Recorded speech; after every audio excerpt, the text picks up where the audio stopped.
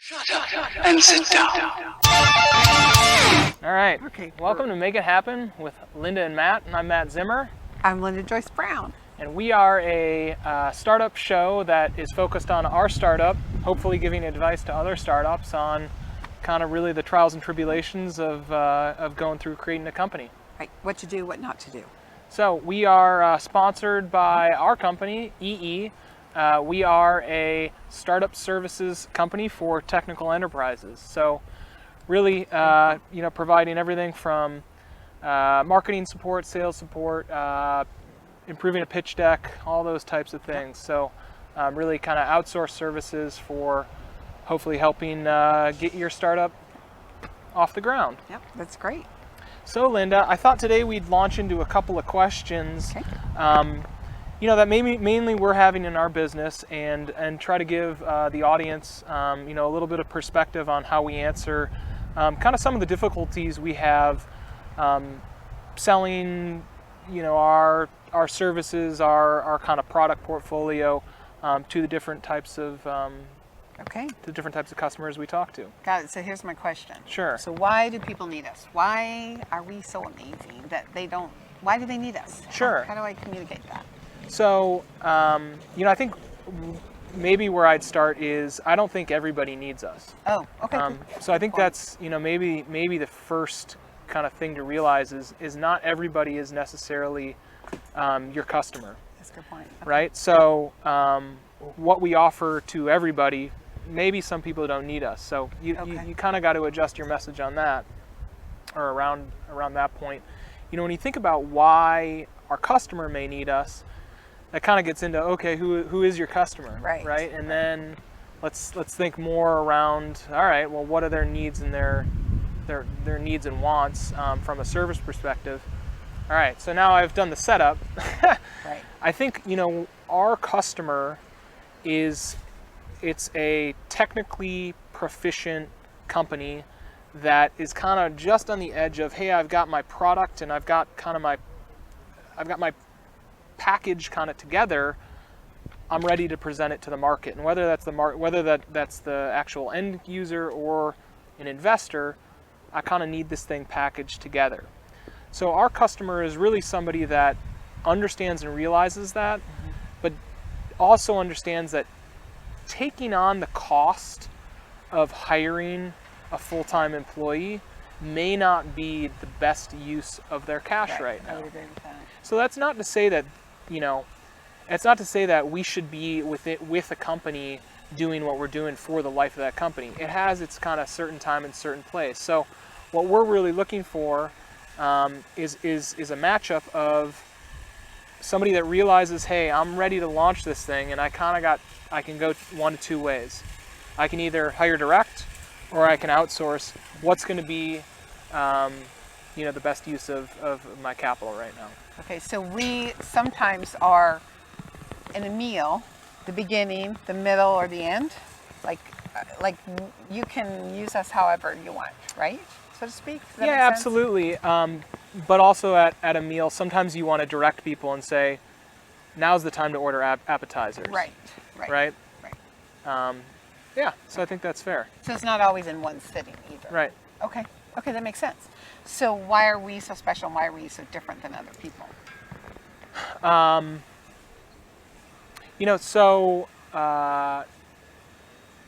It's important to, we were talking about product market fit.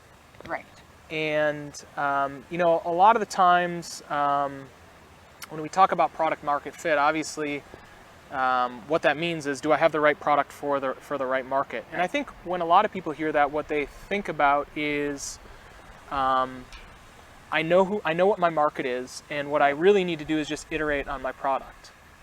All right, so you get what I'm saying? No, what do you mean iterate? Like repeat the value of it? Or? Change. So tweak.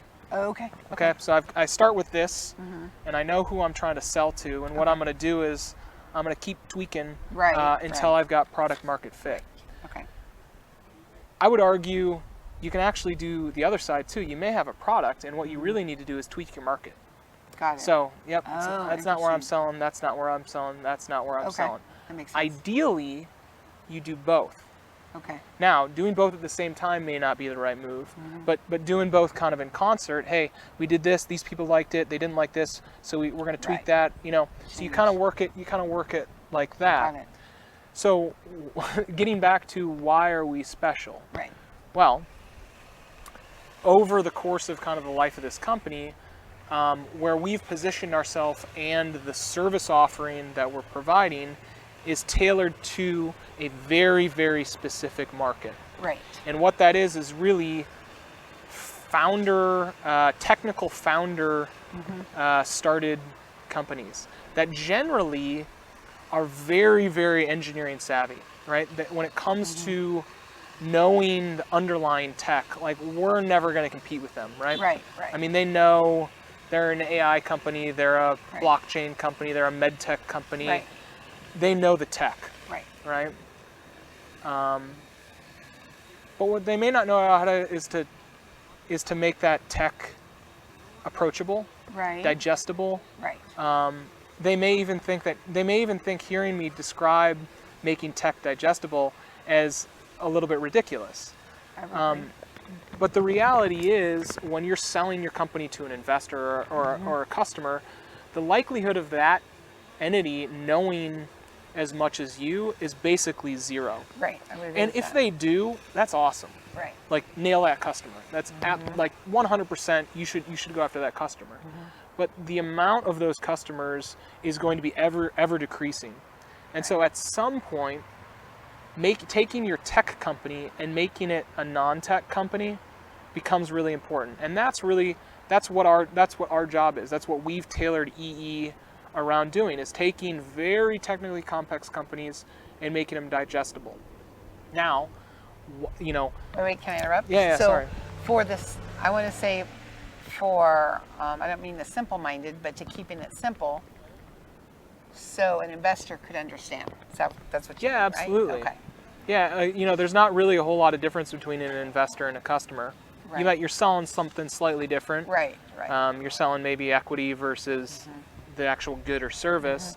But understanding the company is still important to both sides. Right. And I feel like we value the intelligence of an engineer or a software engineer, but also make it where anybody can Absolutely. You have to digest be, it. Eat it, you have to be intellectually honest, right? Like Right. you have to uphold and keep the premise in the heart of that company. Right.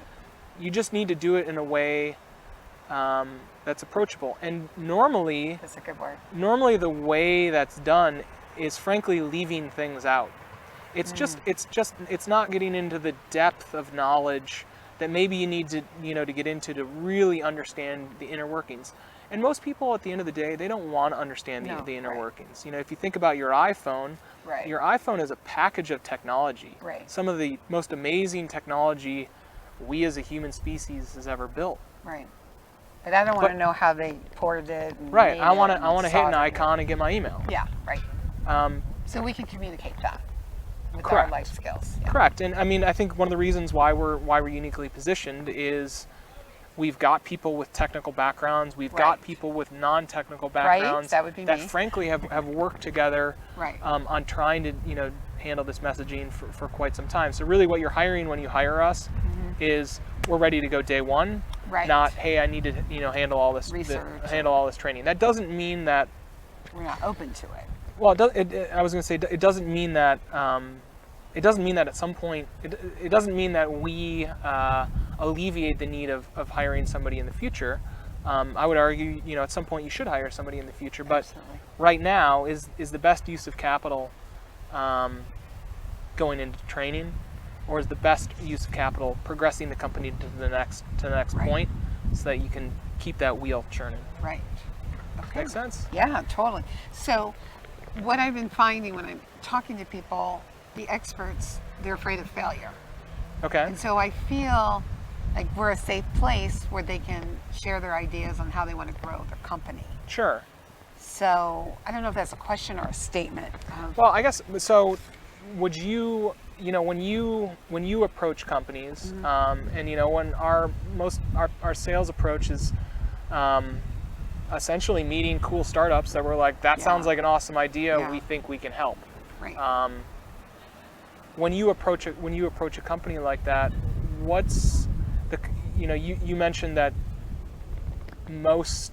maybe the most common response from a negative standpoint, I guess. Hopefully we don't get too many of those, but they exist clearly. The most common kind of negative feedback is you attribute it to being afraid of failure. Why do you attribute it to that? Like, what's the visceral? Nobody's coming. You're not talking to somebody and they're like, you know what, Lynda, I'm afraid of failure. You're surmising that. Right. Like, why are you surmising that? Okay, so how I came to my conclusion was, in speaking with people, like, I don't know if I want to put money into marketing. Will it help? Will I see a result? So I, in my mind, spin it thinking, oh, maybe they think they're going to fail if they use us. Well, to me, marketing is never a failure. Always educating people is always the key of their product. So I need to know how I need to, I don't want to say convince or talk people into, but communicate properly that marketing is of value. Sure. So we were talking, I was talking to a guy today, and his business problem, everybody will love this one, was that he had too many customers. Right. That was pretty alarming. Which, if you're a startup and you have too many customers, congratulations. Right. Way to that go. said, it is a problem. Right. Right. I've got so many people coming in that I can't properly service the people I have, and Right. I don't want to tell anybody no. Right. So what I told him is, well, you're undercharging, and he was, because he's giving the product away for free. Now, this is maybe taking a little bit of a tangent, but the problem of charging doesn't necessarily need to be monetary. Like, he doesn't think somebody is willing to pay, and he thinks by charging them anything, everybody's going to go away. Okay, I would argue that's being afraid. Right. It's being afraid of saying, hey, I have value, but okay, Right. I'll agree with that. Well, what about staging what about staging when people come on board your platform? Can you do that? Can you go, you've got 50 customers, can you rank order them in who's going to be ready to go tomorrow? Right. And say, you're in the queue for tomorrow. Are we good? Yeah. And if they're not, kick them out and go to the next one. Are you good? So then stage it, and by the time you get to number 50, you're going to be like, you know what, we're going to bring you on, but it's going to be in 4 months. And if they really want to jump that line, they can pay extra. they'll probably say something. Yeah, absolutely. And so in that sense, being afraid isn't. It's almost a lack of confidence. It's a lack of confidence of understanding like that you have value. And I think at some point for me in running a startup is I intrinsically didn't think I had value for a long time because people weren't lined up at my door. Mm-hmm. And what I've kind of come back to is all the experience, all the failure that I've had is just made me stronger. Right. And that's attributed to me, that's building confidence, and it's just saying, yes, this is a risk. Marketing is a risk. Right, I would agree. But I'm measured, I'm calculated. I've taken, I'm not just putting money into marketing and hoping and praying. I've thought it out, and I'm going to put money into this marketing campaign, mm-hmm. and this is my expectation, right. and this is the time frame. And if that doesn't happen, guess what I'm not doing? The same thing. I'm not doing the same thing over right. and over again. And so, yep, it may fail. In fact, it's likely to fail. But if we're being calculated, we're being measured, right. the risk of all we're doing is minimizing the risk of failure. Right. And at that point, it's almost, are you an entrepreneur or are you not? Right. Everybody, there's risk of failure in everything. Right. Yep, we're maybe taking on a little bit more. Mm-hmm. That's fair. But the job, and this is maybe just the job of an entrepreneur, is to mitigate risk. And when I say lower the risk. Mm-hmm. So yep, we're taking a huge risk. How do we make that risk as close to riskless as possible? Mm-hmm. Right. And so, that's what I try to When I'm talking to a potential client, it's almost a pep talk of getting them to have confidence. Right. And if we fit into that picture, Right. great. If not, great. Right. It's okay. The first question we talked about, we don't necessarily fit into every single picture, and that's okay. Right. We'll fit into some, Right. and we're excited to work with those people. And the people that we don't fit into, great. We're excited to hopefully see you succeed. Right. And Which is great. if you find you need us, we're here. Well, I think this wraps it up and sums it up beautifully. Yeah, cool. This is great. Well, have a fantastic Wednesday, everybody. Yeah. We'll see you next week on Making It Happen.